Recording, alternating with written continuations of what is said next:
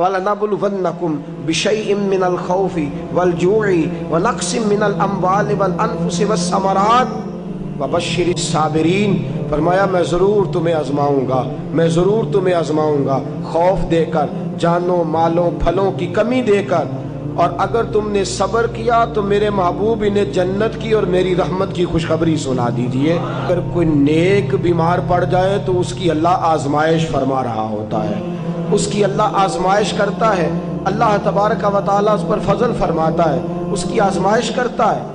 پھر ان مصیبتوں پر جو شخص صبر کرے، رب فرماتا ہے اگر میری رضا پہ راضی ہو گیا تو ان اللہ مع الصابرین، باقی نیکیوں پر میں ثواب دیتا ہوں، اور جو کوئی صبر کرتا ہے رب فرماتا ہے میں اس کا بن جایا کرتا ہوں، صبر کرنے والوں کے ساتھ ہو جاتا ہوں۔ اور جب اللہ آزمائش ڈالتا ہے نا تو جو کام سیدھے ہوتے ہیں وہ بھی الٹے ہونے شروع ہو جاتے ہیں۔ جب خدا کی طرف سے وَلَنَبْلُوَنَّكُمْ بِشَيْءٍ مِّنَ الْخَوْفِ وَالْجُوعِ وَنَقْصٍ مِّنَ الْأَمْوَالِ وَالْأَنفُسِ وَالثَّمَرَاتِ، جب اللہ کی طرف سے آزمائش آتی ہے، جب انسان پر اللہ کی طرف سے کوئی چیز نازل ہوتی ہے، آپ سونے کو ہاتھ رکھتے ہیں تو مٹی ہو جاتی ہے، آپ کسی طرف بھی، بہت سے دوست آ کے کہتے ہیں جی قدم آگے اٹھاتا ہوں جاتا پیچھے ہے کیا کروں، تو میں اکثر عرض کرتا ہوں کہ تھوڑے دن قدم اٹھانا ہی چھوڑ دیں، کیا کریں، بیٹھ کے اللہ اللہ کریں، صبر کریں، دعا کریں۔ کچھ وقت انسان پر ایسا ہوتا ہے، تلک الایام نداولها بین الناس، جو اللہ نے انسان کے دن بدل کے رکھنے ہوتے ہیں، کچھ وقت ایسا ہو، پھر ایک وقت آتا ہے کہ وہی انسان مٹی میں ہاتھ رکھتا ہے تو اللہ اسے سونا بنا دیتا ہے۔ رب آزمائش کرتا ہے، رب آزماتا ہے۔ جو لوگ مصیبتوں پر صبر کرتے ہیں، جو لوگ مصیبتوں پر صبر کرتے ہیں، سید عالم نور مجسم شفیع معظم صلی اللہ تعالی علیہ وسلم نے فرمایا، رب فرماتا ہے ایک بندہ اللہ کی بارگاہ میں کھڑا ہوا، قیامت کا دن ہے، فرشتے نامہ اعمال کھولنے لگے۔ اللہ نے فرمایا فرشتوں تمہیں پتہ ہے میں نے اسے دنیا میں بڑے دکھ دیے تھے، اس پر بڑی آزمائشیں آئی تھی، اس نے زندگی بڑی تکلیف میں گزاری تھی، تمہیں خبر ہے؟ یا اللہ ہم جانتے ہیں، بڑا صابر ہے، بڑا صابر ہے، اس نے صبر کے ساتھ وقت گزارا، صبر کے ساتھ اپنے اوقات کو طے کیا۔ رب فرماتا ہے جو اتنا صبر کرے میں اس کا نامہ اعمال ٹٹولوں، اس کا نامہ اعمال کھولتے ہوئے مجھے شرم آ رہی ہے، سارا کچھ لپیٹ دو اور بغیر حساب کتاب اسے جنت میں داخل کر دو۔ یہ صبر کرنے والا ہے، یہ صبر کرنے والا ہے۔ بڑی خوبصورت حدیث، بڑی، بخاری شریف میں موجود ہے۔ بخاری شریف کی یہ حدیث ایسی ہے جسے میں جب بھی پڑھتا ہوں میں چوم لیتا ہوں۔ حدیث کیا ہے؟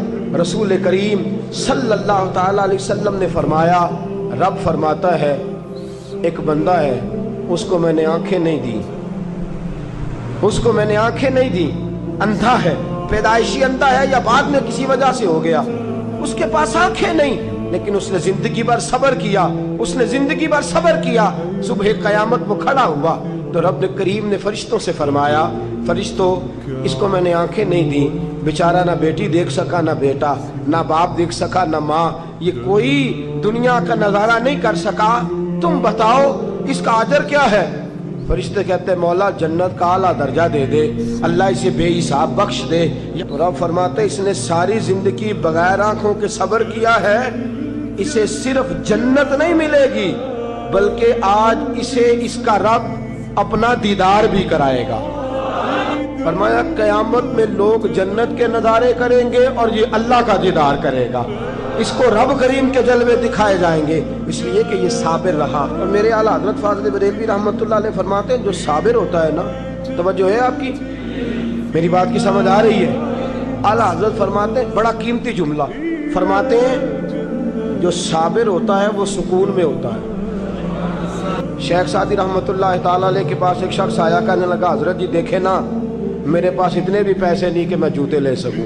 وہ فرمایا صبر کر اللہ دے گا۔ کہنے لگا جی صبر ہی کیا ساری عمر، اس نے جوتے لینے کے برابر بھی پیسے نہیں دیے، ننگے پاؤں پھر رہا ہوں۔ شیخ سعدی رحمۃ اللہ تعالیٰ علیہ نے اس کا بازو تھاما، ایک گھر میں لے گئے، دروازے پہ دستک دی، گھر کا مالک باہر آیا، اس نے دونوں طرف بیساکھیاں پکڑی ہوئی ہیں، ٹانگیں تو ہیں پر پیر ہی کوئی نہیں۔ فرمانے لگے بتا یہ اچھا ہے کہ تو؟ کہنے لگا جی میں آپ سے بھی معافی مانگتا ہوں، اپنے رب سے بھی معافی مانگتا ہوں۔ نبی پاک صلی اللہ تعالی علیہ وسلم نے فرمایا خدا اگر تجھے مصیبت دیتا ہے نا، اور ان مصیبتوں پر جب اللہ تجھے قیامت میں اجر دے گا تو تیرا دل چاہے گا کاش سکون ہوتا ہی نہ، آزمائشیں ہی آزمائشیں ہوتی، تو وہ اجر دیکھے گا۔ وہ کسی دانشور نے کہا تھا کہ میرا باپ انتقال کر گیا، 6 مہینے گزرے تو میرا 18 سال کا بیٹا بھی انتقال کر گیا۔ کہنے لگے میں نے اپنے 80 سال کے باپ کا جنازہ اٹھایا تو میری کمر نہیں جھکی، لیکن جب 18 سال کے بیٹے کا جنازہ اٹھانے لگا تو میری کمر جھک گئی، اور رو کے کہنے لگا لوگوں باپ کا جنازہ پڑھنا آسان ہے، دعا کرو کسی کو بیٹے کا جنازہ نہ پڑھنا پڑ جائے، بڑا مشکل کام ہے، بڑا کٹھن مرحلہ ہے۔ حضرت ابو ہریرہ رضی اللہ تعالیٰ عنہ فرماتے ہیں اللہ کے محبوب صلی اللہ تعالیٰ علیہ وآلہ وسلم کے صاحبزادے جناب ابراہیم علیہ السلام فرماتے ہیں حضور کے صاحبزادے آپ رات کو جب ان کی ولادت ہوئی تو نبی کریم علیہ السلام ہمارے درمیان آئے۔ جاگیے ذرا غور فرمائیے گا بات پہ۔ سید عالم صلی اللہ علیہ وسلم تشریف لائے اور ہم نے حضور کے چہرے کو چمکتے دیکھا۔ ہم نے کہا یا رسول اللہ موڈ مبارک بڑا اچھا ہے، حضور کوئی خیر کی خبر ہے؟ فرمایا مجھے مبارک دو، اللہ نے مجھے بیٹا عطا فرمایا ہے۔ فرماتے ہیں اگلے ہی دن، ایک روایت ہے کچھ عرصے کے بعد، ایک روایت ہے اگلے ہی دن ظہر کے بعد میرے محبوب نے پیار کرنے کے لیے بیٹا اٹھایا اور صاحبزادے کی سانسیں اکھڑنے لگی۔ رسول پاک کے صاحبزادے نبی پاک کے مقدس ہاتھوں میں سانسیں اکھڑ رہی ہیں، حضور کے دستے مبارک میں صاحبزادے نے وصال کر دیا۔ آنکھیں بند کی تو نبی کریم کی مقدس آنکھوں میں آنسو آئے۔ رات خوشی تھی، رات حضور مبارکیں وصول کر رہے تھے، رات مسکرا رہے تھے، ایک ہی تو رات گزری ہے، 24 ہی تو گھنٹے ہوئے ہیں، آنکھوں میں آنسو بھر آئے ہیں۔ حضرت عبداللہ ابن عمر رضی اللہ تعالیٰ عنہ عرض کرتے ہیں یا رسول اللہ آپ رو رہے ہیں؟ حضور صاحبزادے کا انتقال ہوا تو رو رہے ہیں؟ نبی رحمت صلی اللہ تعالیٰ علیہ وسلم نے فرمایا عبداللہ دل میرا غمزدہ ہے، آنکھوں میں آنسو ہیں، پر میں اپنی زبان سے وہی جملے کہوں گا جس سے میرا اللہ راضی ہوگا، میں کوئی بے صبری والی بات نہیں کروں گا۔ اور یاد رکھیے مصیبتیں اللہ کے پیاروں